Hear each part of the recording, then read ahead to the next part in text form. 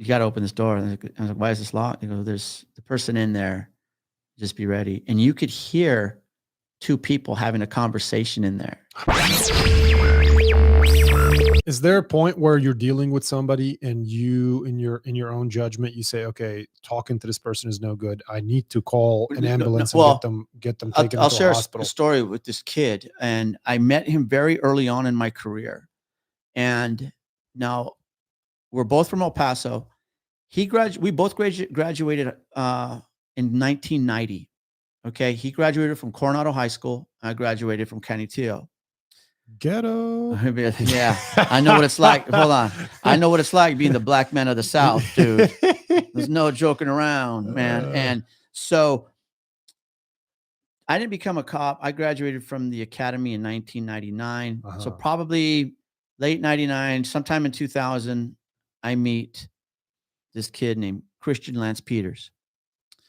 Okay. So I went from 1990 now to 1999, 2000, right? I didn't know who this guy was during this time until I was a cop. And I got dispatched to what used to be Thomason Hospital. Yeah. Back in the day. And is that UMC now? Yeah. Yeah. And it was Thomason. And there was an officer there that was sitting with him. And they had what's called a protective custody order on him, or emergency detention order. And he had done suicidal, whatever it was. So an officer, I was coming on day shift, I believe, and this officer was there through graveyard shift. So I went to relieve him. And I swear I met this kid named Christian Lance Peters. And very fit, very leaned out, ripped kid. And he had a shaved head. And he was sitting on the edge of this bed. And I could see him going in and out of these personalities. Oh, shit. Okay. I mean, and I was so he had multiple personality disorder. Yeah, big time. That one's terrifying. Paranoid, schizophrenic, maybe. He had all kinds of stuff. Oof. And like remember he was sitting on this bed, he was cuffed to the bed, and he looks over at me, and he just had this sinister, this demonic look in his face, like, and he was like, I remember, what did he say to me? Something about fighting me, or he saw my last name and he said, you know,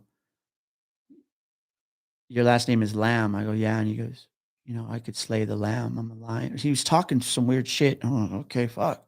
And he would just turn, and then a female nurse would walk by him, and he would change into this little bashful boy.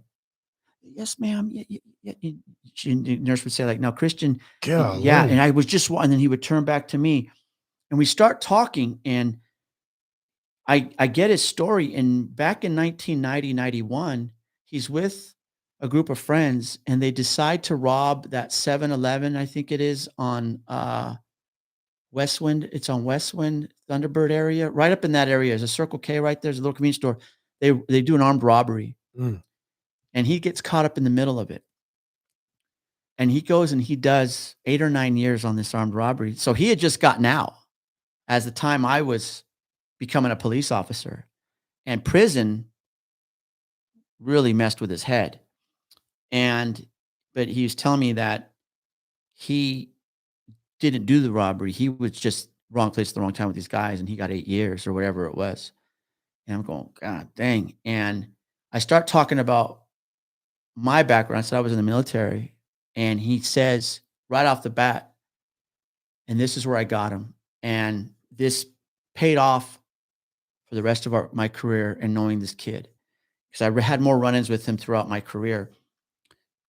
I told him I was in the military, and he got real intrigued with special ops kind of stuff. And I said, well, and I wanted to keep him in that little curious boy phase. I didn't want him going into this other slay the lamb guy. I'm like, this guy gets in that mindset where he could break those I mean, just, it's the mind. And I go, well, don't tell anybody. This is between us, because I like the way we're talking. I was a sniper. Man, he goes, what? I go, I did some black ops missions. I was just coming up with whatever I could. I said, you know, I was a sniper, and I did some stuff, and I just, you know, became a cop, you know, trying to blend back in. And he ate it up. He was just this curious kid now. What was it like? You know, I just said, well, you won't tell anyone, will you? No, I said, need your trust. And so he got released from the hospital, and I drove him over. I took him over to the psychiatric center and turned him over.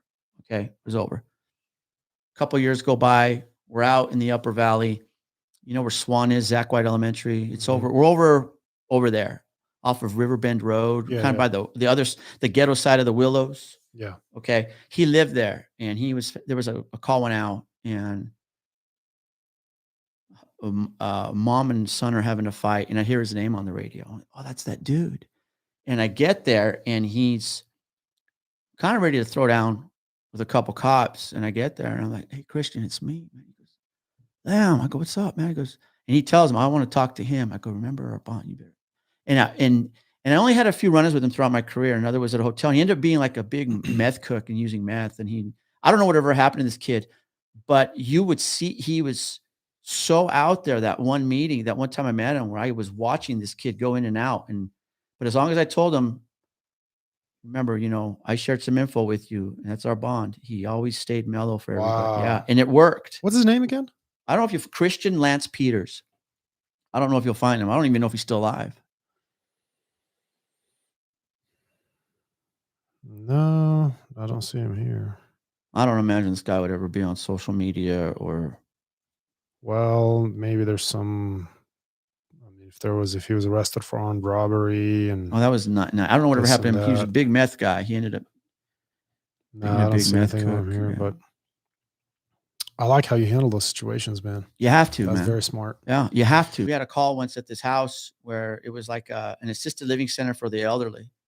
And it was a big fraud thing. It was a scam, the people running it. We were there with the feds. And at the end of this hallway, there was this door. And it was locked from the outside. And we're like, we need to open that. And they said, you don't want to go in there. And we're like, you got to open this door. And I was like, why is this locked? They go, there's the person in there.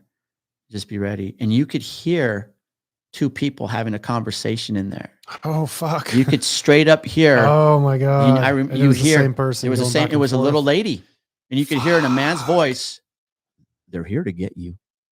Dude. Who's going to get me? They're outside the door. They're coming for you. And we open the door, and there's a little old lady in there. Oh, my God. One of the feds that walked up was an FBI guy. She's like, she just looks at me and she goes, I know Jesus. And she just was like all over the place. But you heard two very distinct voices talking to each other in there. Oh, yeah. That's so spooky. Mm-hmm. Oh, yeah. Oh, yeah. Just hearing you say that, I'm like trying to imagine the scenario. It's like, fuck, who am I dealing with when I go in there? Oh, yeah. Oh, yeah.